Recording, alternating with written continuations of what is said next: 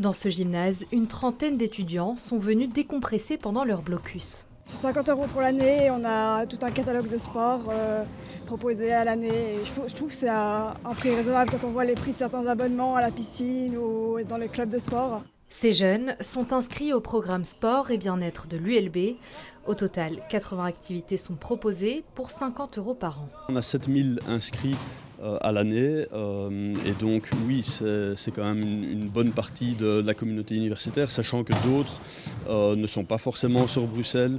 Ces bonnes habitudes, plus d'un tiers des étudiants de l'ULB a réussi à les adopter, avec plusieurs avantages à la clé. À la fois la santé à court terme, notamment sur la gestion du stress par exemple, avec l'activité physique, et ensuite pour la santé à plus long terme, c'est-à-dire que quand on a 20 ans, on acquiert des habitudes, à la fois en matière d'alimentation et d'activité physique, et dont on a documenté qu'elles vont perdurer tout au long de la vie. Un mode de vie sain, pas toujours facile à concilier avec la vie d'étudiant. 3 étudiants sur 10 ont indiqué avoir renoncé à pratiquer une activité physique pour des raisons financières.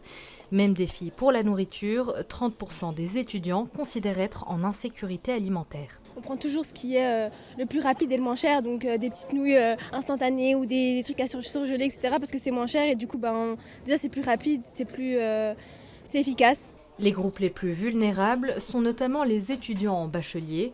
Pour ceux en doctorat, la qualité de l'alimentation reste plus favorable. Les personnes qui se trouvent par exemple en doctorat sont en général dans des situations financières qui sont un peu plus favorables que l'ensemble des personnes qui sont en bachelier par exemple. Et puis également une évolution des comportements alimentaires avec l'âge. Sur les campus, la problématique est prise au sérieux. Le service social étudiant intègre pleinement les axes sport et alimentation dans les aides financières individualisées. Il accompagne près de 2500 personnes.